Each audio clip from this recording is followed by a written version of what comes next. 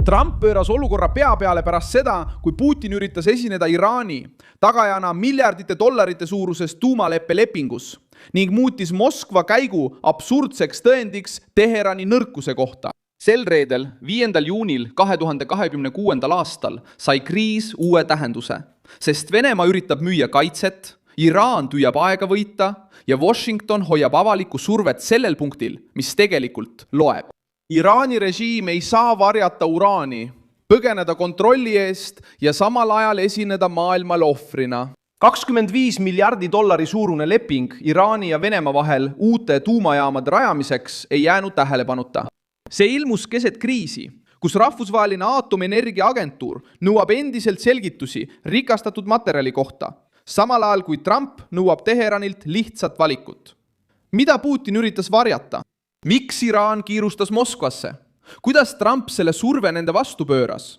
Ma räägin sulle sellest kohe kõigest. Kui sulle meeldib selline otsekohene ja konkreetne sisu, siis kaalu tellimist, sest siin on iga päev selliseid videoid. Liikumine algas siis, kui Iraan ja Venemaa tugevdasid tuumaalast koostööd läbi Rosatomi, Venemaa riikliku ettevõtte, projektiga, mille eesmärk on ehitada Iraani territooriumile 4 tuumaelektrijaama. Ametlik versioon räägib tsiviilenergiast, elektritootmisest ja Iraani sisemisest vajadusest. Kuid poliitiline olukord muudab kõike. Teheran ei pea läbirääkimisi nagu rahulik riik. Režiim ümbritseb rahvusvaheline surve, piirkondlik sõda, sanktsioonid, kahtlused uraanivarude suhtes ja ameeriklaste nõue anda üle tundlik materjal. Just seal muutub tuumapakt pelgast energiaprojektist millekski enamaks ja hakkab kõlama nagu Putini katse pakkuda diplomaatilist kaitset oma veeliitlasele. Trump ei vastanud nagu keegi, kes oleks alla andnud. Valge Maja hoidis kriisi keskpunkti samas kohas. Iraani tuumaprogramm tuleb lahti võtta, kontrollida ja jälgida. Iraan püüab väita, et tahab energiat. Putin püüab väita, et usaldab Teherani. Aga kõige olulisem küsimus on lihtne. Kui kõik on rahumeelne, siis miks Rahvusvaheline Aatomienergia Agentuur nõuab endiselt juurdepääsu, asukoha ja rikastatud materjali selgitamist? Moskva satub raskustesse, sest ta teab, et isoleeritud Iraan võib olla sunnitud varem järele andma. Vladimir Putin püüab säilitada mõjuvõimu Lähis-Idas, kaitsta miljardeid dollareid väärt lepinguid, hoida Venemaad olulise riigina ning kasutada tuumakriisi geopoliitilise vahendina Washingtoni vastu. Aga tehes seda, võtab ta endale ka osa kuludest. Kui Iraan peidab materjali, langeb vari Moskvale. Kui Iraan taandub, kaotab Vladimir Putin. Kui Iraan nõustub järelevalvega, võidab Donald Trump Vladimir Putini üle kõige olulisemas küsimuses. Trump hoiab läbirääkimiste ukse avatuna, sest see sunnib vaenlast end õigustama. See ongi erinevus poliitilise teatri ja malelaua kontrolli vahel. USA välisministeeriumi hoiatus ameeriklastele välismaal, eriti Lähis-Idas, kinnitab, et Washington ei käsitle seda kriisi tühja jutuna. Ameerika valitsus soovitas olla ettevaatlik, jälgida saatkondade ja konsulaatide hoiatusi ning olla tähelepanelik võimalike ohtude suhtes, mis on suunatud USA huvide vastu. See ei sobi kokku alistunud presidendiga. See sobib Valge Majaga, mis teab, et iga Iraani liitlasmilitside või režiimimeelsete rühmituste samm võib viia uue eskalatsioonini. Rahvusvaheline Aatomienergia Agentuur avaldas samuti Teheranile otsest survet. Asutus väljendas taas muret selle üle, et puudub ligipääs mõjutatud kohtadele ning kontroll teabe üle, mis on seotud madala ja kõrge rikastusega uraanivarudega, on kadunud. Kõige tundlikum küsimus puudutab kuni 60% rikastatud uraani, mis on tehniliselt sõjaliseks kasutuseks viiva tee lähedal olev tase, kui sellega edasi minnakse. Katse Donald Trumpi Washingtonis takistada muutus samuti selle kriisi osaks. Esindajate koda kiitis heaks resolutsiooni, mis piirab uusi sõjalisi samme Iraani vastu, häältega 215 poolt ja 208 vastu. 4 vabariiklast ühinesid demokraatidega. Vasakpoolsed nimetasid seda piduriks sõjale, kuid strateegiline tõlgendus on teine. Kui kongress püüab presidenti läbirääkimiste ajal piirata, on Teherani jõudev signaal ohtlik. Oota pea vastu ja looda, et Washington jagab oma enda jõudu. Marco Rubio hoiatas just selle eest, öeldes, et iraanlased võivad arvata, et valitsuse käed jäävad seotud.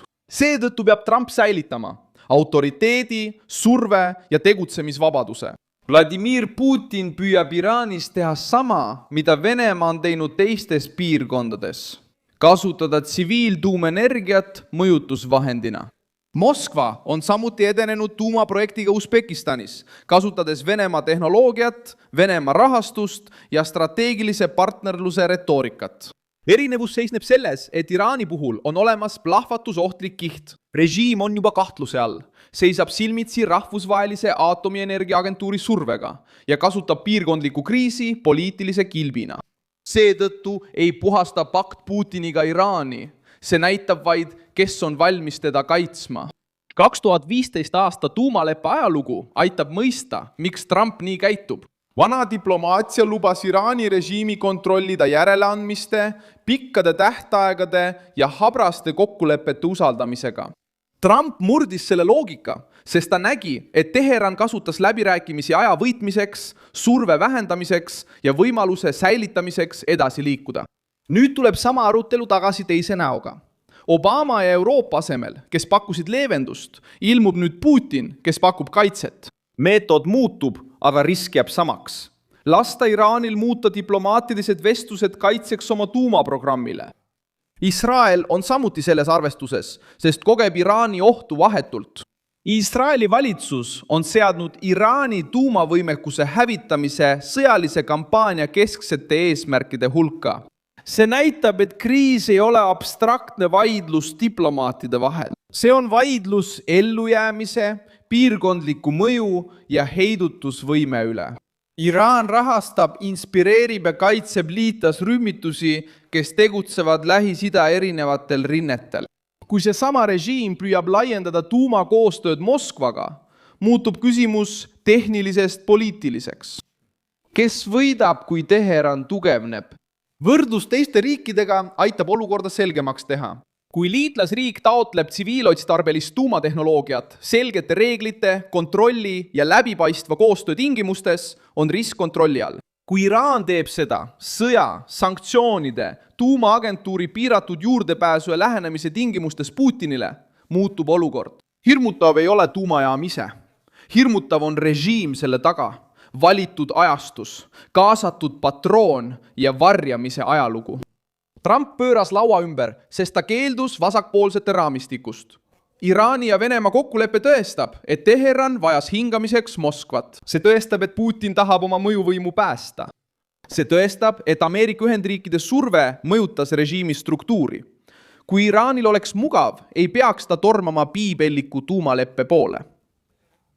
Miljonär keset kriisi. Mina olen Milson Alvese, globalist, rahvusvaheliste suhete asjatundja ja minu eesmärk on hoida sind iga päev tõega hästi informeerituna. Uudiste lingid on video kirjelduses. Pane sellele videole like, telli kanal ja vaata lõpus kommentaare, et Milson Alvese kogukonnas veelgi aktiivsemalt kaasa lüüa.